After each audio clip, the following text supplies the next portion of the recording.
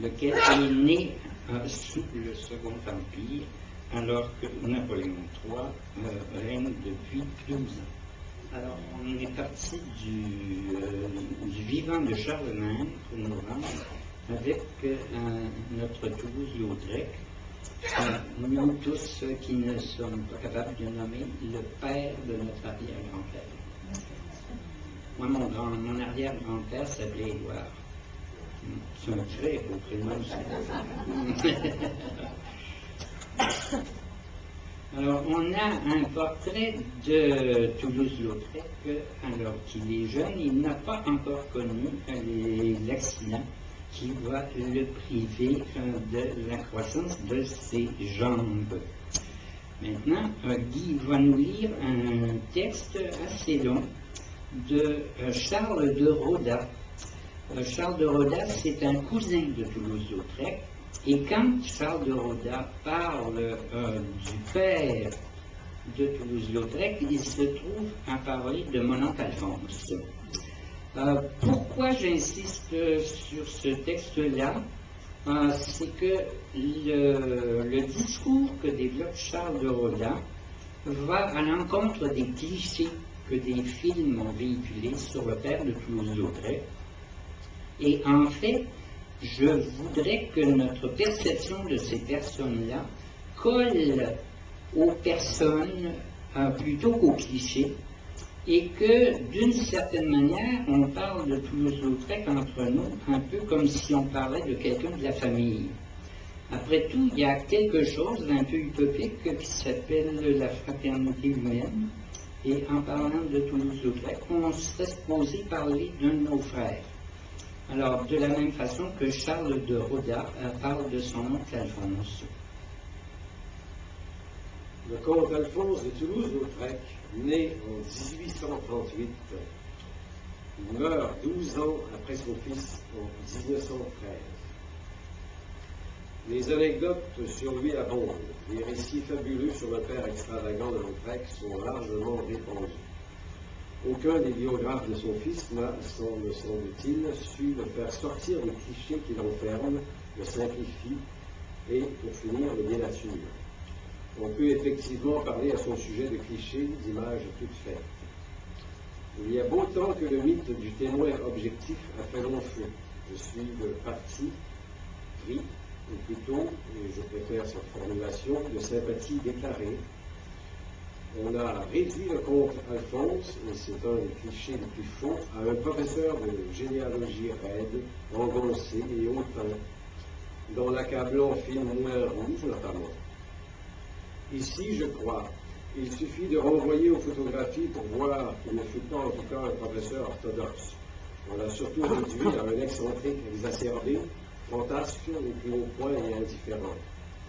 Il ait été un original, je sais, c'est indéniable. Je ne reprendrai pas ici la liste de toutes ces excentricités. Point de besoin qu'on l'a fait en ajouter. La réalité ici dépassera toujours l'imagination. C'était un être libre dans le sens le plus absolu, c'est-à-dire un être tout à fait en marge des morales et des codes de la bourgeoisie de son temps. Je dirais que c'était pour cette dernière quelqu'un d'inconcevable.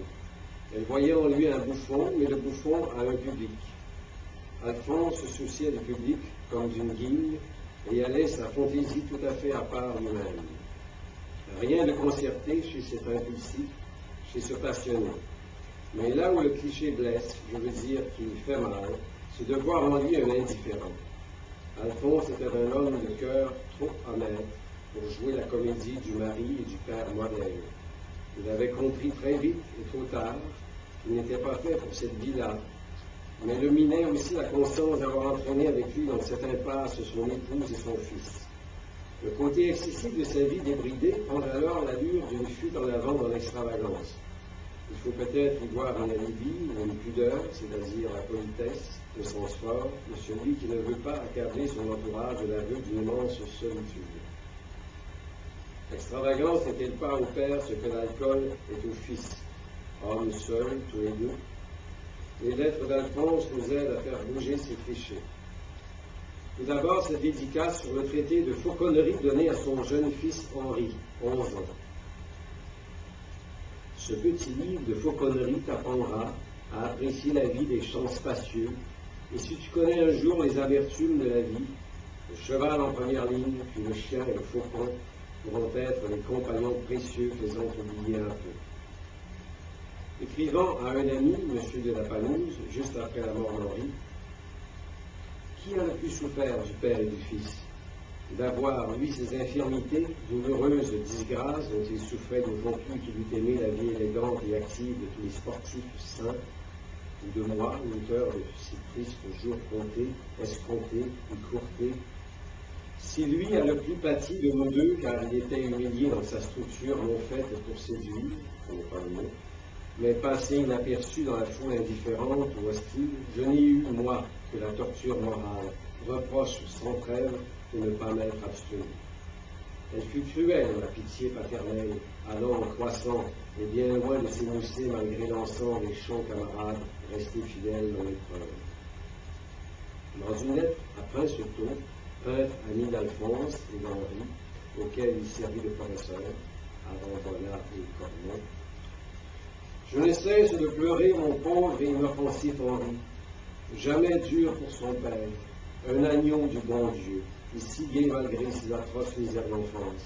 Cher petit, adieu, le rendez-vous pour toujours, là où il y aura sans doute plus de contraintes hiérarchiques entre le père et sa descendance, voulu ou involontaire, fruit des fougues de l'entraînement des vrais amants, non les mêmes conditions morales, immariables.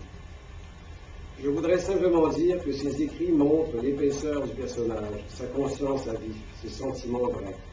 Ces écrits ne sont ni d'un pitre, ni d'un cœur sec. Alors, si vous voulez voir le comte Alphonse en grand appareil,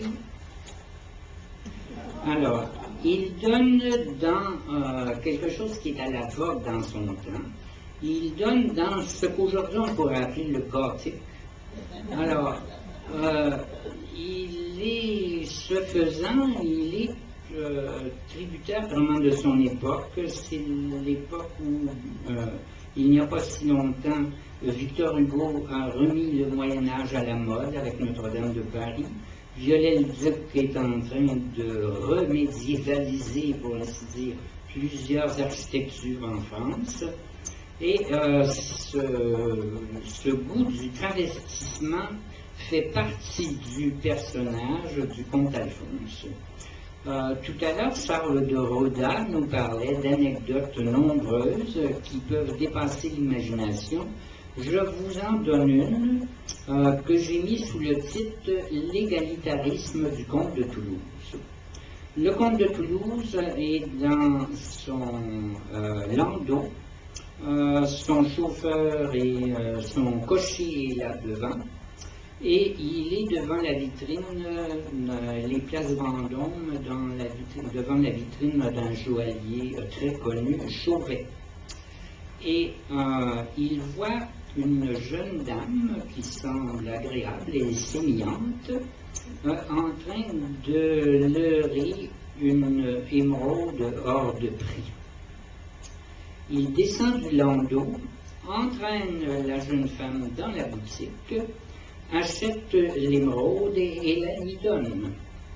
Cette dame est complètement stupéfaite de d'où vient ce monsieur et tout, et proteste en disant, et c'est là que moi je parle d'égalitarisme, mais monsieur, je ne vous connais pas.